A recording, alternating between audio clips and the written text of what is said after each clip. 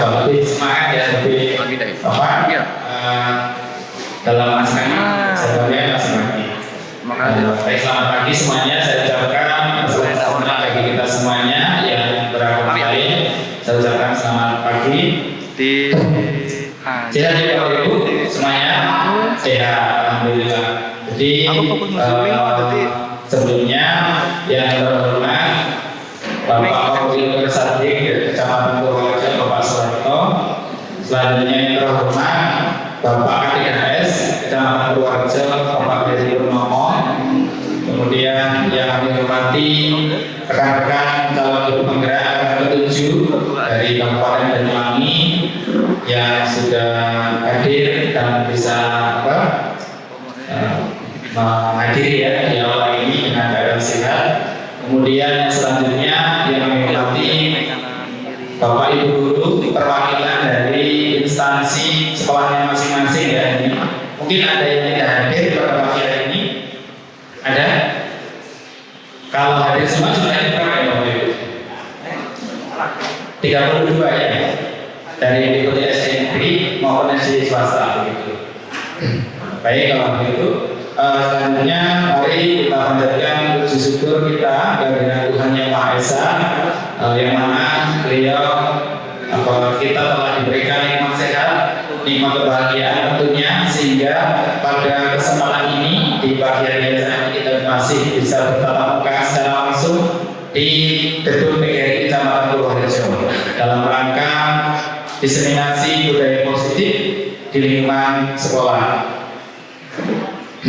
Selanjutnya kami juga mengucapkan terima kasih atas seluruh rekan kami ya, bonus yang kemudian di setiap tahapannya itu kita diwajibkan untuk berbagi ya. Jadi berbagi di sini bukan berarti kami di sini itu yang paling hebat ya atau yang paling mahir begitu kata gitu ya. Jadi kami bertujuh masih sama-sama belajar ya, belajar untuk lebih baik lagi gitu ya. Kemudian juga Bapak Ibu semuanya saya yakin juga hebat-hebat semuanya ya. Kita beri tepuk tangan untuk Bapak Ibu sekalian.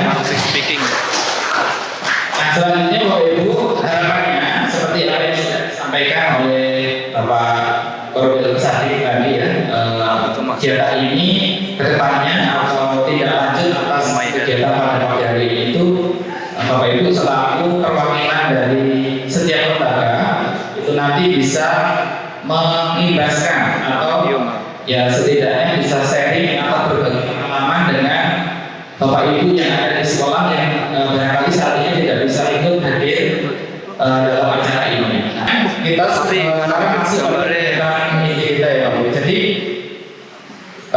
diseminasi tentang budaya positif ini nanti mungkin sedikit banyak kita akan di sini merasa mungkin tersentil atau mungkin kita akan berefleksi ya, atau kita meninjau kembali apa yang sudah kita laksanakan sebelumnya. Tadi juga Pak Korwil sudah menyinggung tentang sekilas tentang disiplin itu sendiri. Nah, kita mulai dari ini Bapak Ibu. Tentu kita semuanya di sekolah itu kan memiliki sebuah gambaran atau harapan dari sekolah kita, impiannya seperti apa ke depan. Mungkin ada perwakilan yang menyampaikan harapan ke depan itu Bapak Ibu inginnya seperti apa sekolahnya. Dari perwakilan ibu-ibunya. Nah, otomatis mesti pun otomatis kan ya. Langsung pada pedang TV Mas di mana. Soalnya kan Zoom. Harapannya kira-kira sekolah saya seperti apa? Apakah sekolah saya itu ingin siswanya selalu berprestasi? Atau mungkin juga sekolahnya itu ramah begitu ya, aman, tentram. Itu juga termasuk tidak Bapak Ibu? Masa ya? Agamis atau religius. Nah, salting yang wajar benar. Jadi potret atau gambaran tentang sekolah itu pasti masing-masing pendidik ya bisa kita katakan kalau sekolah terlalu luas gitu ya, atau barangkali dalam itu luas saja Bapak Ibu. Kalau itu luas itu pasti guru kelasnya setiap hari apa bersama peserta didik kan punya harapan sendiri, atau mungkin harapannya siswanya itu disiplin, manut. manut ya, atau mungkin jualan emas dan sebagainya. Nah, itu merupakan gambaran atau sebuah impian yang kita jalankan. Lalu apa hubungannya dengan budaya positif ini? Nah, mari kita sejenak kita tinjau kembali Bapak Ibu. Nah, di sini kemarin kami sebelum masuk di modul materi budaya positif itu ada rangkaian modul sebelumnya, yang dimana di dalam penggerak modul 1 itu ada yang namanya filosofi pendidikan. Jadi pendidikan kita sekarang itu kan merdeka ya Bapak Ibu, betul ya? Nah, merdeka itu sendiri kalau bayangan kita kan apa? Merdeka itu sampai naik diri. Betul seperti itu. Iya. Sampai naik diri itu apakah habis udah kamu ya atau kerjaan tugas oleh bukan gitu ya. Nah, tapi bukan begitu Bapak Ibu. Jadi merdeka di sini salah satu hal positif atau konsep pendidikan yang disampaikan oleh Bapak pendidikan kita diajar di Mantau itu adalah ini Bapak Ibu ya, salah satunya. Pendidikan bisa disandingkan atau dibandingkan dengan yang namanya hidup tumbuh-tumbuhan seorang petani. Nah, jadi Bapak pendidikan kita itu mengibaratkan kita sebagai pendidik itu layaknya seorang petani, bisa petani padi, petani jagung dan sebagainya. Dalam hakikatnya sama wajibannya seorang pendidik, sama ya. Kita merawat anak didik kita, kalau pendidik, kalau petani yang dirawat ya tanamannya. Nah, kemudian bagaimana yang menanam padi jadi lingkungan yang menyenangkan, menjaga melindungi murid dari hal-hal yang tidak baik. Nah, ini merupakan salah satu faktor atau kendala ya, mungkin menyebabkan peserta didik kita itu terhambat belajarnya, terhambat perkembangan psikologisnya dan sebagainya. Bahkan perkembangan potensinya juga terhambat. Bayangkan Bapak Ibu, tadi petani yang menanam padi saja jika tidak diberi pupuk ya, tidak diobat atau di semai, ya juga akan mengalami hal demikian. Sama dengan peran kita di sini. Nah, sekolah juga begitu. Jika mulanya tidak kita dari kita rawat ya, kita berikan sesuatu yang menurut mereka menyenangkan, menurut mereka itu sangat berarti, mungkin kita bisa menumbuhkan peserta didik yang sesuai harapan kita tadi. Nah, ini nanti yang selanjutnya akan dijelaskan oleh pemateri selanjutnya yang kaitannya juga dengan bagaimana menumbuhkan motivasi ini. Nah, kemudian selanjutnya adalah, nah di dalam disiplin positif tadi tentu ada sebuah nilai-nilai positif yang harus dijalani Bapak Ibu. Di mana disiplin sebagai bentuk kontrol diri, yaitu belajar mengontrol diri agar dapat mencapai suatu tujuan yang mulia itu, maka perlu mengacu pada nilai-nilai mulia yang dimiliki seseorang. Kita ambil contoh, kalau kita mengendarai sepeda di jalan raya tentu pakai helm ya Bapak Ibu. Nah, kalau kita yakini kita pakai helm itu takut ditilang atau karena apa?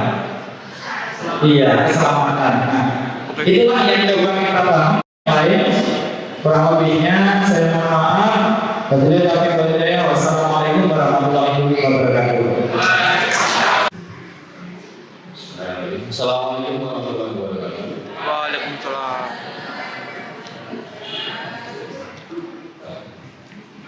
Nah, baik Bapak Ibu, saya akan terangkan sedikit. Jadi saya di sini sebetulnya bukan pemateri. Saya kalau di situ pemateri itu suka. Kita akan sama-sama menjadi guru, sama-sama belajar, kita diskusi bersama. Cuma kita beda-beda sambitan saja. Kalau saya di SMK, Bapak Ibu di SD. Dari awal masuk tadi, saya sudah terkesan Bapak Ibu. Terkesannya karena Bapak Perwi sama Ketua KKS ya. Oh tadi KKS, kalau bisa yang KKS tadi mengingatkan dengan kedisiplinan. Saya sudah tadi tidak sangat luar biasa karena di SMK itu tidak seperti ini ya. Bu Novi sama Bu Lili di SMA itu. Jadi pertama saya masuk ke sini saya sudah merasakan sesuatu yang luar biasa. Jadi menurut saya sudah sangat disiplin sekali. Karena di tempat saya itu jauh. Saya jujur saja, setengah 8 Januari itu bisa setengah 9. Kenapa seperti itu? Saya nggak tahu. Mungkin karena budayanya kurang paham. Namun yang perlu kita garis bawahi bersama, saya juga hidup di lingkungan SD loh. Keluarga saya SD, mertua saya juga mengajar di SD. Jadi saya tahu mereka ini seperti apa, terus keseharian mereka ini seperti apa, saya paham. Dan ketika dibandingkan dengan yang di Dikmen, itu sangat jauh sekali. Dan saya yakin dalam pembinaan karakter di sekolah, saya yakin 100% Didas, pendidikan dasar itu lebih berat. Bukan lebih berat, lebih menantang. Karena apa? Mungkin di TK atau SD, mereka akan lebih membina karakter. Bapak Ibu semuanya di jenjang Didas, pendidikan dasar, saya yakin dalam membina karakter murid itu sulit. Ada yang berlari dari sana kemari, ada yang berjalan kotor, ada yang memang kita dan lain sebagainya. Membina karakter seperti itu sangat sulit, Bapak Ibu. Sama seperti di keluarga saya pernah cerita ketika ada yang kelas 2 SD masuk ke kelas dengan pakaian yang musuh ya, maaf, lusuh mungkin setrika, terus mungkin maaf bau badannya kurang enak, dan ketika ditanya oleh gurunya sudah pakai apa belum? Belum. Dan setrika apa belum? Sudah karena kelihatan musuh. Nah, di situ gurunya memandikan, bukan memandikan itu ya.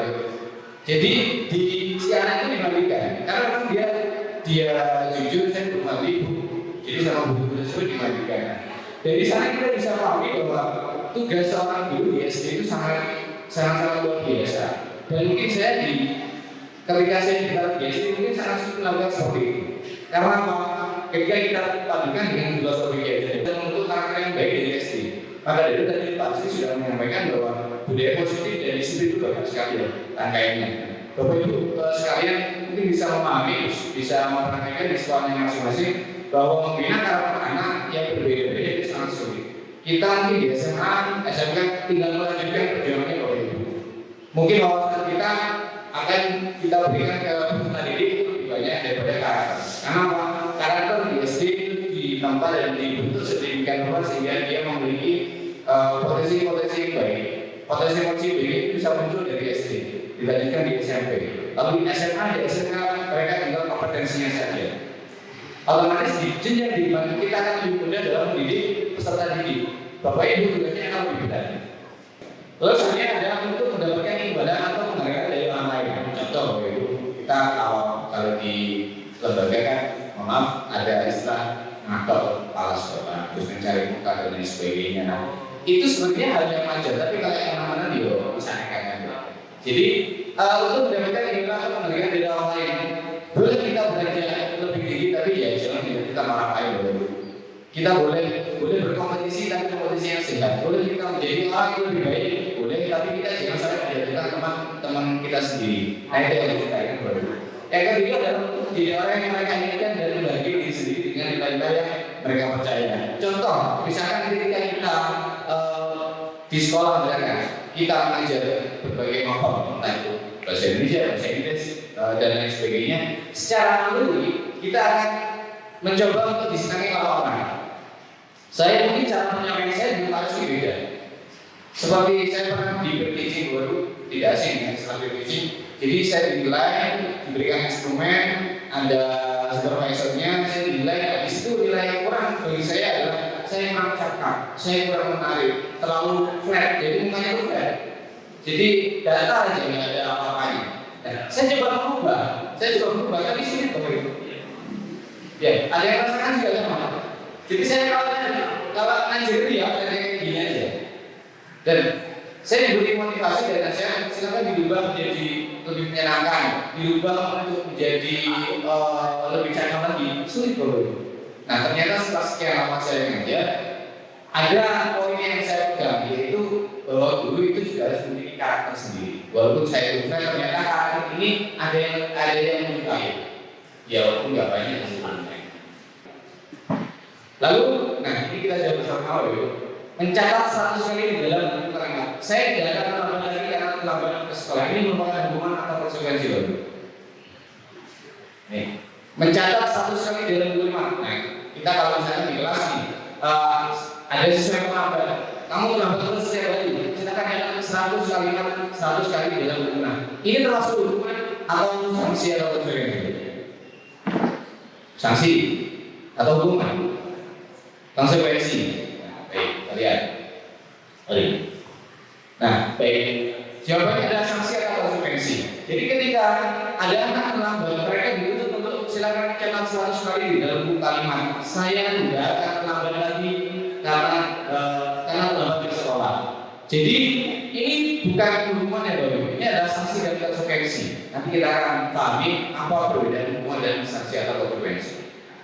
Terus selanjutnya, kedua, lari mengelilingi lapangan karena terlambat masuk sekolah. Hukuman atau sanksi? Hukuman. Kenapa? Fisik, ya ada yang fisik, ada gitu. Melelahkan, mungkin seperti itu. Menyakitkan, ada lagi, ya.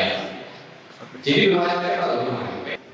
Jadi membersihkan kata-kata yang dibuatnya di meja tulis itu merupakan sanksi atau konsekuensi. Saya buat salah dulu. Jadi intinya adalah sanksi atau konsekuensi itu membuat mereka itu memahami bahwa apa yang mereka perbuat itu harus diperbaiki ke depannya, bahwa apa yang mereka perbuat itu tidak harus diulangi lagi karena itu merupakan sebuah kesalahan. Kalau hukuman beda, hukuman itu lebih ke memberatkan dan menyakitkan si anak tanpa memperhatikan nanti kira-kira diulangi lagi apa enggak ya, itu beda. Nah, murid diminta untuk push up 15 kali karena tidak menaikkan masker ke sekolah. Hukuman atau sanksi? Sudah jelas tidak ada hukuman. Karena apa tadi? Menyakitkan, terus benar memberikan efek jerah. Tapi efek jerahnya apa? Dia pegel, dia pasti kesel. Kesel mau kalau nggak berarti, tapi jangan juga. Mungkin bisa dilihat lah, mungkin di sekolah lain. Ada yang seperti ini.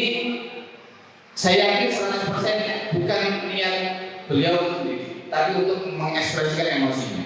Kayak saya juga pernah mengalami dulu jenenge arek sini atau anak SD, SMP atau SMA kan. Ketika melanggar peraturan kita pastikan pegel, kok ditonton nggak? Jangan kan kita diri sendiri, anak kita sendiri juga. Nangis jangan pernah disengaja tambah nangis kan. Terus suruh jalan, suruh duduk, dia berlarian, suruh makan nggak mau. Kita kan kesel. Otomatis kita memahami mereka mungkin secara spontan. Dan saya yakin yang timbul di hati kita itu bukan sebuah pendidikan ke anak, tapi apa? Emosi kita luapkan. Akhirnya waktu. Tapi baru itu tentu biasa kalau katanya. Habis kemarin itu biasa gitu. Nah, menggantikan kertas tugas yang telah dicoret-coret hukuman atau sanksi? Sanksi. Ya, jadi menggantikan kertas tugas teman yang telah dicoret-coret. Kenapa seperti ini? Karena kertas teman dicoret-coret lalu menggantinya itu merupakan pendidikan agar tidak diulangi lagi. Karena apa? Ibu dalam diri ketika saya mencoret kertas teman, saya harus mengganti. Otomatis dia dengan nanti kertas saya berbalik lagi. Jadi kalau pendidikan itu harus timbul rasa seperti itu. Ya benar. Pendidik itu kan sulit bahwa itu ya. Sahabatnya itu sulit. Mungkin kita paham teori saya itu apa dan teman-teman itu teorinya paham. Mungkin hafal. Tapi untuk mempraktekkan saya ingin Bapak Ibu semuanya itu lebih paham. Ya sama-sama akhirnya jawabannya sanksi juga. Misalkan anak terlambat sekolah suruh misalkan bersihkan WC, terus mencabuti rumput, itu juga termasuk hukuman agak jelas. Tapi kan masih sama dengan apa yang dia lakukan. Gitu. Jadi tidak dalam visual, dalam penglihatan dia itu hukuman tersebut tidak seperti anak itu disiksa. Gitu. Karena dari mencabut rumput, membersihkan itu masih ada nilai positif yang terkandung dari sanksi tersebut. Jadi jawabannya kita harus mendengarkan sanksi atau konsekuensi. Boleh hukuman tapi harus relevan dengan apa yang dilakukan oleh peserta didik. Sudah habis dilanjutkan oleh peserta yang selanjutnya.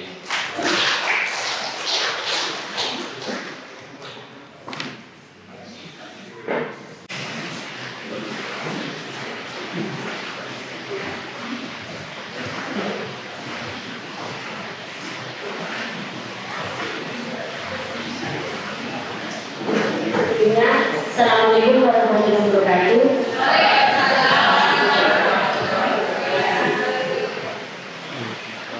Pada kesempatan kali ini saya akan melanjutkan materi yang telah disampaikan oleh Bu Lydia, yaitu budaya positif di lingkungan sekolah, yaitu 5 kebutuhan dasar manusia. Sebelumnya saya ucapkan terima kasih kepada Bapak Ibu bersedia untuk menghadiri diseminasi yang kita laksanakan oleh Guru Penggerak Angkatan 7.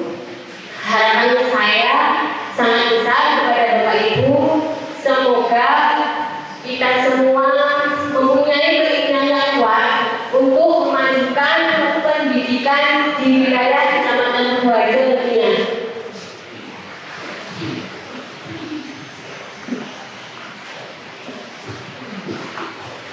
Bapak Ibu, selain sebagai guru kelas, saya juga merangkap sebagai salah satu guru inklusif di Kecamatan Sukoharjo bersama dengan rekan saya Ibu Retno dari Karetan dan Ibu Santi dari SD N1 Tandengan.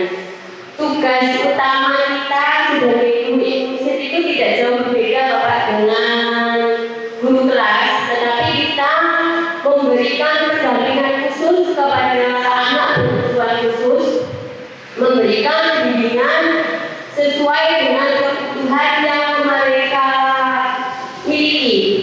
Tentunya di sekolah Bapak Ibu terdapat satu atau lebih anak yang memiliki hambatan karakteristik yang mungkin berbeda dengan anak yang lain, Bapak Ibu.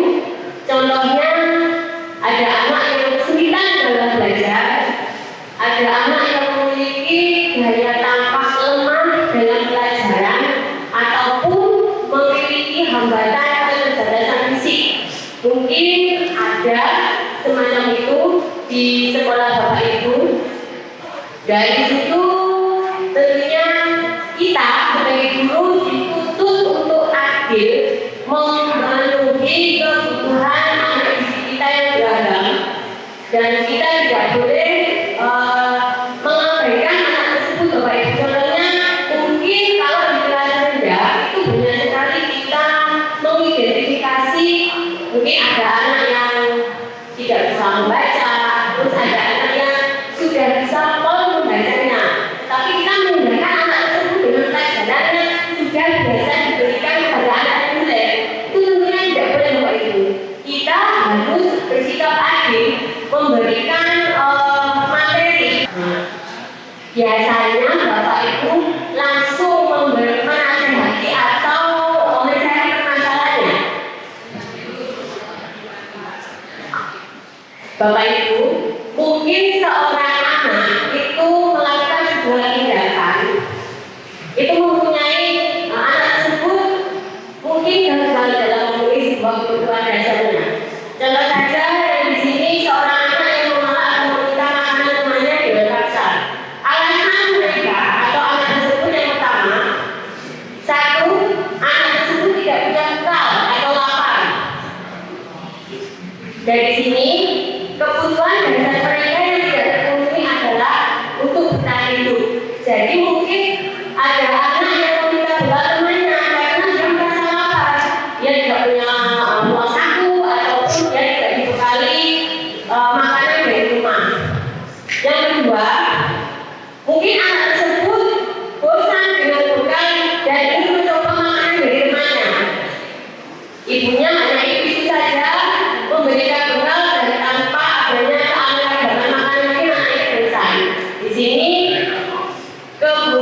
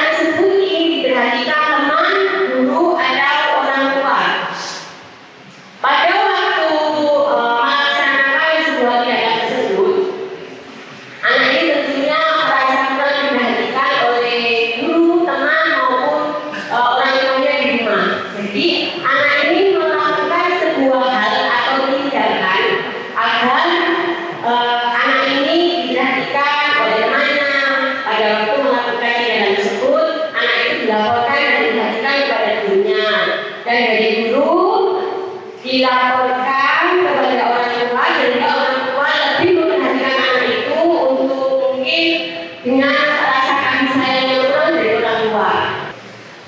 Terus yang keempat, aku sebel hamba itu tidak rapi, malah ibu guru menunjukin ke teman-teman di depan kelas.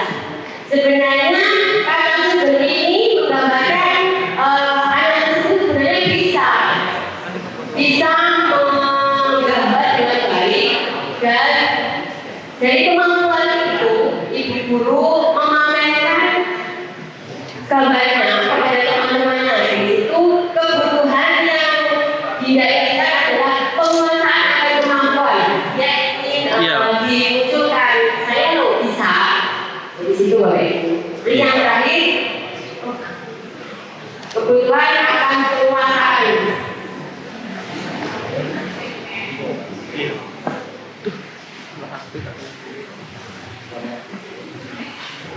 Bapak Ibu, ini adalah salah satu anak ABK di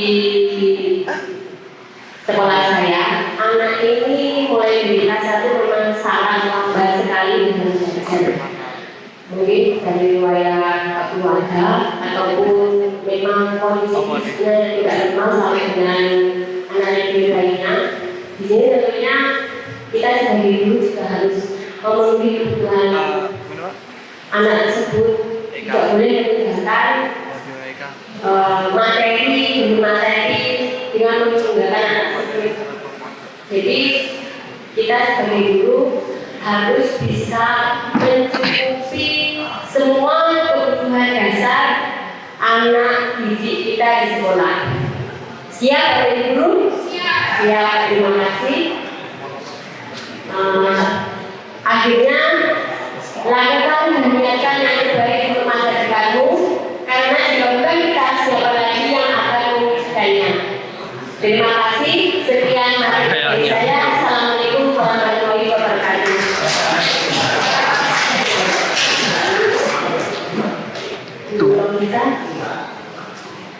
Masih lanjut Pak.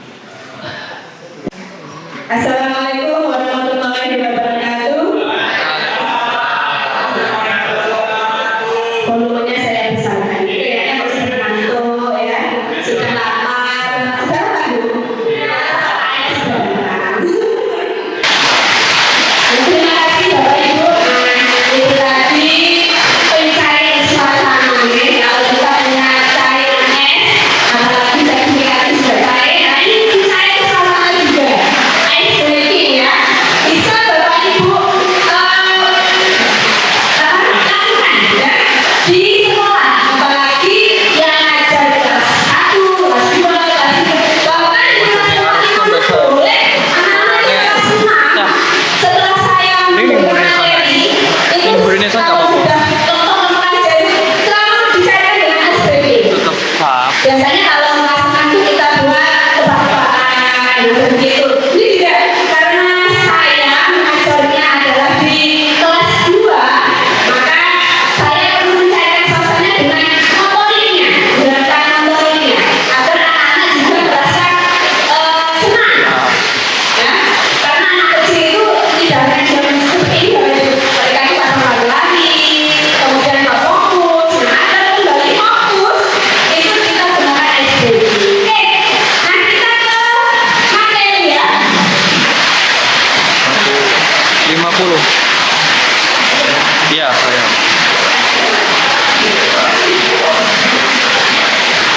Ya, dari kali ini saya pakai ini ya. Nah, ini ya. Masih diterusin. Kali ini materi yang akan saya sharing, kasih di sana adalah keyakinan kelas. Mungkin Bapak Ibu kalau di sekolah itu kenalnya peraturan kelas. Ada nggak yang mengajar peraturan kelas dari tahun 2020 sampai tahun 2021?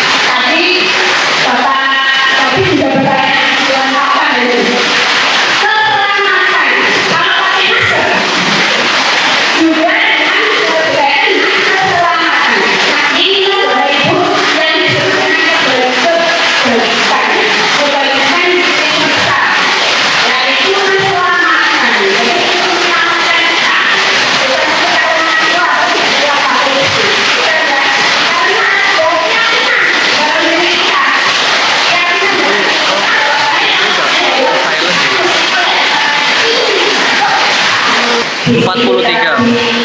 Kemudian jujur, tanggung jawab, ya. Itu adalah merupakan pernyataan universal, luas. Kemudian pernyataan yang luas itu senantiasa dibuat dalam bentuk positif. Jadi jangan itu. Kalau kita biasanya di peraturan luas, jangan terlambat masuk, ya. Dirubah, ya. Ini dibuat dalam bentuk positif. Datang sebelum pukul 7.00. Nah itu, jadi nanti kita banyak begitu. Kemudian yang kelas itu jangan terlalu banyak. Biasanya kalau saya lihat peraturan kelas di tempat saya itu satu pakai 20. Saya lihat satu-satu kesel lah. Pasti anak-anak itu peraturan bisa 20, nggak ada yang masuk, ya, nggak ada yang mau melaksanakan. Jadi jangan terlalu banyak dan mudah diingat. Contoh tadi disiplin, jujur, tanggung jawab. 3 sudah cukup, ya. Kemudian yang kedua itu diterapkan, Bu. Kalau sudah dibuat kesepakatan menjadi keyakinan, ya disepakati terus diterapkan. Jangan cuma buatan jangan saja karena besok ada supervisi, ya jangan. Jadi diterapkan. Karena pembiasaan ini kalau tidak dibiasakan akan menjadi wacana, ya. Angin lalu, baik. Kemudian semua adalah ikut berkontribusi dalam membuatkan keyakinan kelas lewat kegiatan curah pendapat. Jadi anak-anak jajak omongan dulu. Ayo anak-anak, kesepakatan kelas sudah hari anak. Biasanya kalau kelas 2 kata saya itu mesti menggunakannya masih tidak boleh menolak. Nah ini ya kita melakukannya. Kerjakan tugas, itu ya. Ayo semangat mengerjakan tugas. Nah, itu kita buat lebih ke anak-anak ya. Bahasanya itu lebih mudah ke anak-anak, jadi tidak memaksa. Kemudian bersedia untuk kembali keyakinan kelas dari waktu ke waktu. Kalau sudah mencetuskan keyakinan kelas, boleh dirubah enggak? Boleh ya, seperti peraturan kelas dari zaman sebelum merdeka sampai merdeka berubah. Boleh keyakinan kelas boleh berubah, ya. Ditinjau kembali. Oh iya, anak ini sebenarnya tidak jujur apa kemarin kayaknya berbohong, nanti berlari jadi dirubah lagi, ya sesuai dengan kebutuhan.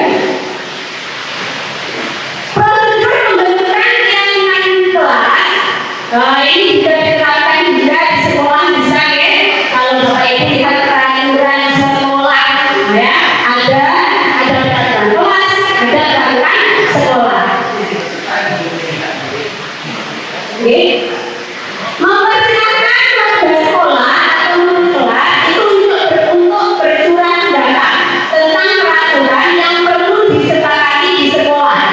Jadi bisa warga sekolah memberikan pendapatnya. Bu, saya ingin seragamnya batik baca ini siji. Nah, bisa ya. Nah, ini bercurah pendapat. Kemudian mencatat semua masukan dari murid atau sekolah itu di papan tulis atau papan besar.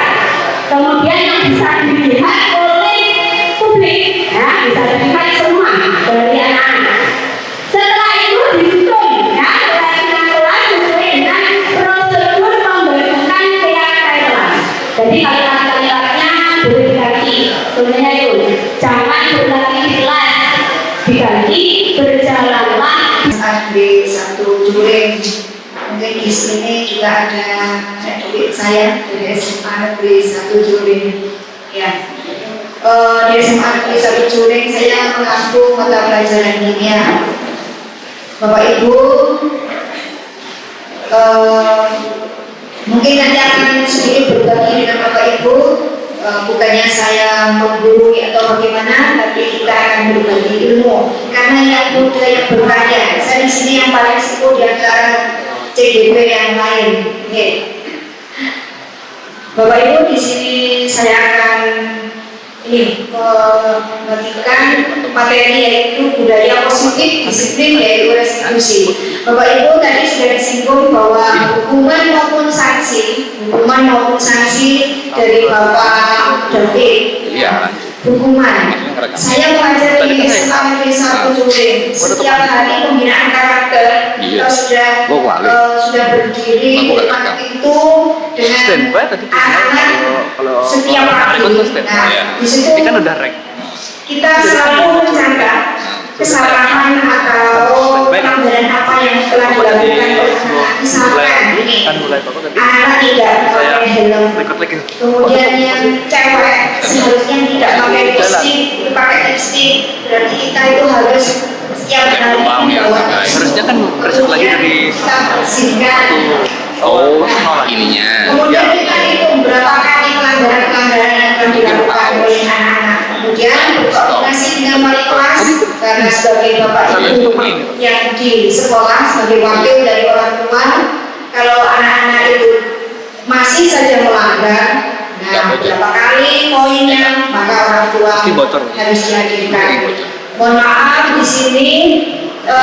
Yang pertama tadi Terkadang hukuman itu memang memberatkan bagi anak-anak. Terkadang hukuman fisik maupun mental. Nah,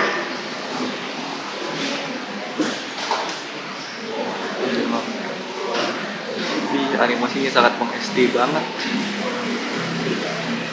Nah, di sini bukan dengan cara hukuman yang memberatkan, yang membahayakan fisik maupun mental. Di sini dengan adanya restitusi yaitu sebuah pendekatan supaya anak menjadi nyaman, tidak balas dendam. Karena dengan anak-anak yang seusia yang remaja, anak-anak SMA, kita itu harus benar-benar kita harus bisa menjadi teman curhat maupun sebagai ibu.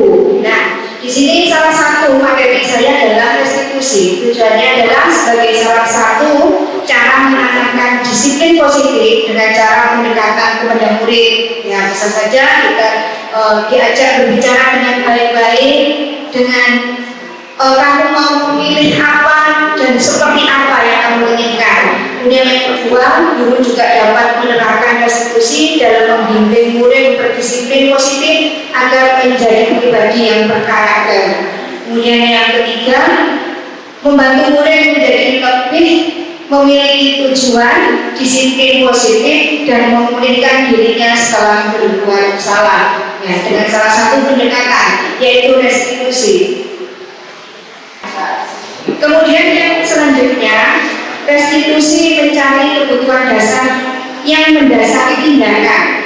Terkadang anak-anak yang melakukan kesalahan itu karena kurangnya ada kebutuhan dasar yang tidak terpenuhi. Misalkan rasa takut, kemudian tidak nyaman. Berarti kebutuhan dasar yang harus dipenuhi adalah kebebasan. Ya, itu salah satunya.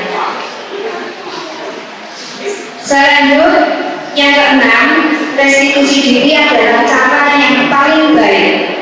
Dalam restitusi diri, murid belajar untuk mengubah kebiasaan dan kecenderungan untuk mengomentari orang lain menjadi mengomentari diri sendiri.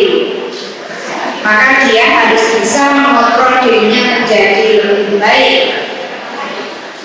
Yang ketujuh, restitusi fokus pada karakter, bukan tindakan. Nah, di sini pada proses restitusi, guru membimbing murid menunjukkan dan fokus penguatan karakter. Jadi bukan tindakan saja seperti yang tadi sudah dikatakan sama Pak David itu berupa hukuman. Jadi kita lebih menekankan pada penguatan karakter agar kesalahan-kesalahan tidak akan berulang lagi. Selanjutnya, yang ke-8, restitusi fokus pada solusi. Nah, restitusi fokus pada solusi. Dalam restitusi ini, guru demikian materi dari saya. Mohon maaf jika ada salah kata. Saya akhiri. Assalamualaikum warahmatullahi wabarakatuh.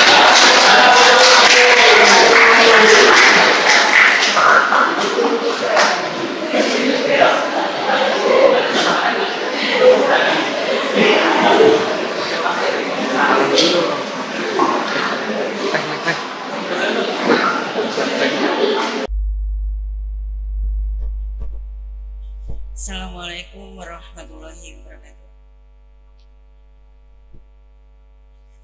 Selamat siang dan salam sejahtera kepada Bapak Ibu yang beragama non-Muslim. Kami ucapkan selamat siang, semoga Tuhan selalu bersama kita. Bapak Ibu yang saya hormati, saya ke bagian closing ya. Saya selalu closing karena materi-materi yang sudah banyak sekali dipaparkan oleh teman-teman kami sudah lengkap sekali. Saya tinggal eksekusinya saja. Jadi yang disampaikan teman-teman CGP Angkatan 7 kami itu ada satu kata yang tidak pernah terlewatkan. Ternyata, nah, mesti itu.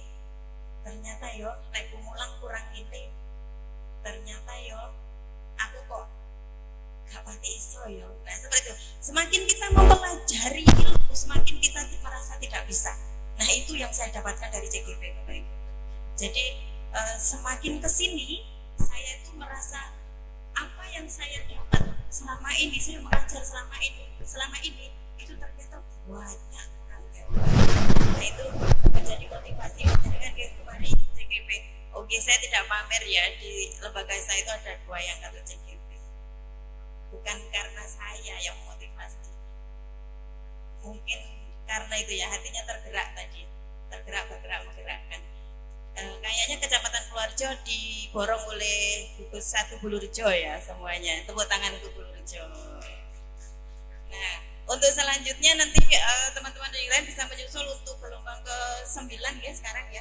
9, 10 dan seterusnya, monggo. Gak ada ruginya Bapak Ibu dari CGP. Enak dari CGP itu pertama ya. Kembali ke materi. Nah ini tadi sudah dijelaskan tentang restitusi. Tujuannya itu adalah sebagai salah satu cara menanamkan disiplin positif. Nah, semuanya serba positif karena temanya adalah budaya positif ya. Kemudian menerapkan restitusi itu dalam membimbing disiplin positif agar menjadi murid yang merdeka. Nah, artinya merdeka tadi sudah dijelaskan. Merdeka itu artinya gak karepe dhewe tapi terarah. Kita sebagai murid untuk sebagai pendidik membimbing, mengemong anak supaya mendapatkan sesuatu yang sesuai keinginannya, tentu saja dengan kodrat zamannya ya. Kalau sekarang zaman digital, monggo kita arahkan digital dan sebagainya. Misalnya anak-anak suka HP, ayo kita pembelajarannya dengan Android. Tapi tidak melulu karena HP itu untuk nge-game, kita buat pembelajaran. Bagaimana nanti kita diseminasinya di KKG kemarin sudah ya. Kita lanjut lagi besok Bu Lilia untuk menjadwalkan lagi mungkin pembelajaran digital yang selanjutnya. Kemudian yang ketiga, dapat menganalisis dengan sikap reflektif dan kritis penerapan disiplin positif di lingkungannya. Lanjut ya. Nah, ini Bapak Ibu, ada 3 tahapan mengenai segitiga restitusi. Dan tiap tahapan ini tidak boleh dibolak-balik, harus urut. Yang satu itu menstabilkan identitas, yang kedua validasi tindakan yang salah, yang terakhir menanyakan keyakinan. Nah ini langsung ke salah satu kasus saja. Misalnya saya ambil kasus di sekolah SD yang paling banyak kasusnya apa? Bertengkar ya, gasaan ya. Nah, hampir tiap hari saya menemui anak-anak dewasaan. Sebenarnya Bapak Ibu ya, kita ambil satu contoh kasus itu, bertengkar itu adalah salah satu kasus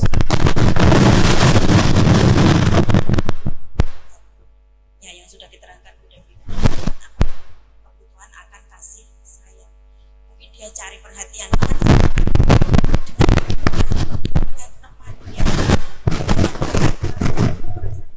Kok gak diperhatikan apa?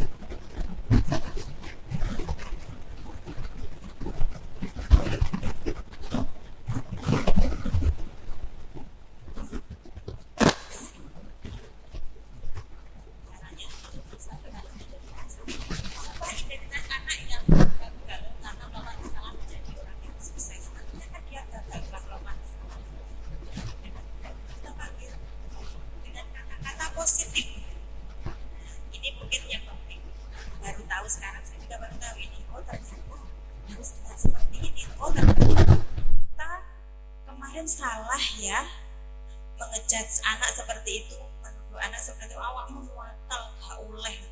Jangan menggunakan kata-kata yang negatif, dapat merusak mental anak. Yang pertama, kata-kata yang bisa kita gunakan adalah le atau dok, nak, kamu tahu ibu panggil ke sini. Nah, kan mungkin dia sangat berapi-api, maksudnya masih emosi.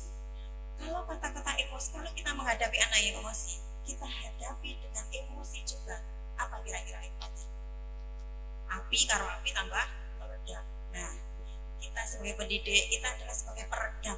Artinya kita bisa meredam emosi dengan kata-kata yang positif. Setelah itu, kemudian gini, berbuat salah itu adalah manusiawi. Ibu pernah marah, ibu pernah juga berbuat seperti itu. Ya kira-kira neng anak, kira-kira kamu seperti itu.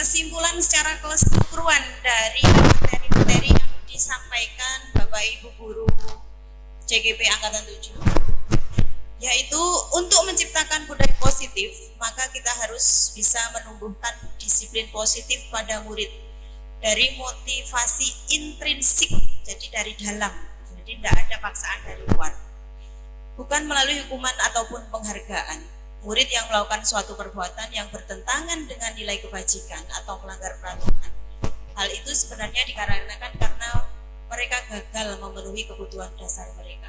Maka sebagai guru kita harus mengambil peran kontrol manajer agar dapat membantu murid untuk untuk mendapatkan solusi atas permasalahan melalui langkah restitusi. Bapak Ibu, dari budaya positif di lingkungan sekolah, mungkin Bapak Ibu mulai tergerak punya gambaran yang tadinya di sekolah panjenengan semua itu mungkin masih menerapkan sistem hukuman, terutama fisik ya, itu sangat jangan gitu.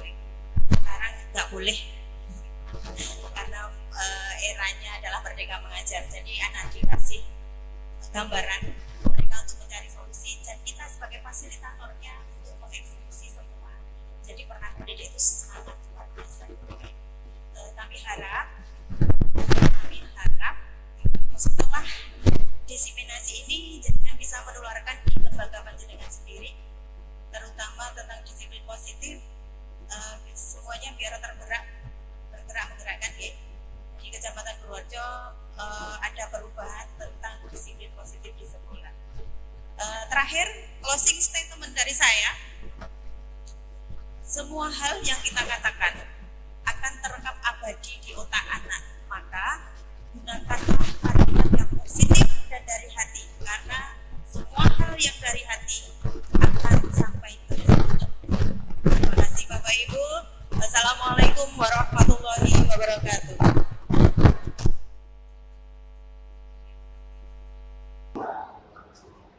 Masih lanjut Pak? Masih lagi 17 menit cukup lah ya Pak. 17 menit cukup lah ya Pak. Ya saya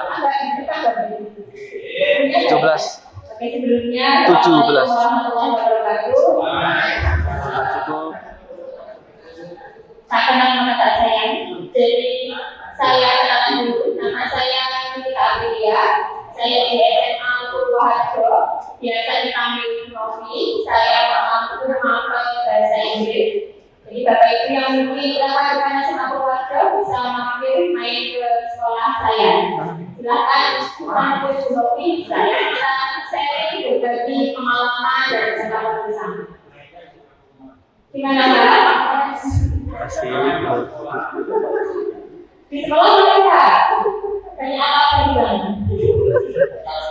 Sebelum ke materi Bapak Ibu, yang membuat saya tertarik pertama kali masuk seleksi calon gubernur atau tujuh adalah 3 kata: tergerak, bergerak, menggerakkan.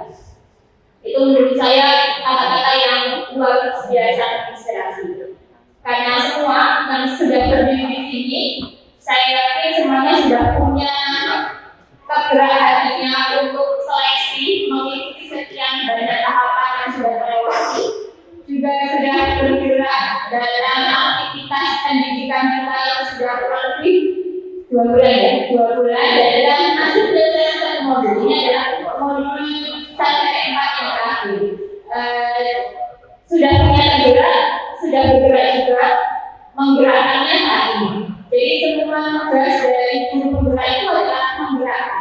Tidak bisa kita nggak punya tugas mengerjakan soal atau membuat makalah atau membuat apa, tidak. Tugas kita adalah mengajak warga sekolah, mengajak anak-anak. Tugas pertama kita membuat pembelajaran yang menyenangkan. Jadi bagaimana kita mengajak murid dan rekan guru untuk bisa menciptakan situasi pembelajaran yang menyenangkan, nyaman, dan sesuai dengan konsep yang ada di kantor bahwa anak-anak itu adalah sukanya bermain. Bagaimana kita bisa menciptakan hal itu? Jadi yang membuat berbeda itu pengalamannya yang PPDB. Kalau PPDB itu kan tugasnya pribadi. Bagaimana kita membuat PPDB, bagaimana kita menciptakan situasi kita. Kalau di guru penggerak itu berarti pada mengajak masyarakat. Karena masyarakat karena dua yang berbeda.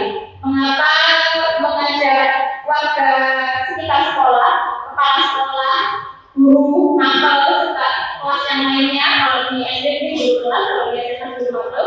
Jadi karena tugas kita adalah menggerakkan. Dan hari ini Bapak Ibu yang sudah di sini, Masya Allah, gerakan hatinya Allah untuk mengikuti, mendapatkan informasi, pengetahuan, semoga bermanfaat. Jadi kita sama-sama punya ide yang bagus, yaitu berbagi ilmu, sharing. Saya tidak menggurui, saya juga bukan yang paling tahu, tapi kita berbagi mendapatkan sesuatu di bergerak atau posisi-posisi itu. Kira-kira kalau yang pertama posisi apa Bapak Ibu? Tadi sudah dibahas oleh Bapak Ibu sebelumnya, kita sebagai penghukum. Pernah menghukum anak-anak di sekolah? Pernah, pernah. Kenapa harus hukum? Supaya bergerak, supaya mereka bergerak. Apakah ia akan bergerak? Tadi sudah dibahas, berubahnya hanya saat itu saja, tidak menciptakan budaya positif. Asik. Kemudian, apa sih yang dilakukan? Memberikan hukuman secara fisik atau korban. Kalau saya jarang sekali memberikan hukuman secara fisik ya, enggak ada. Tapi kalau korban, mungkin sering. Kayak misalnya anak baru datang sekolah, itu bukan maksud saya. Kemudian, nggak mengerjakan tugas. Kok nggak barang? Kenapa sih ya muncul di keseharian kita? Menjudge, melabeli anak-anak kita dengan kata-kata yang baik itu adalah hukuman korban. Dan itu sebaiknya tidak dilakukan. Yang kedua,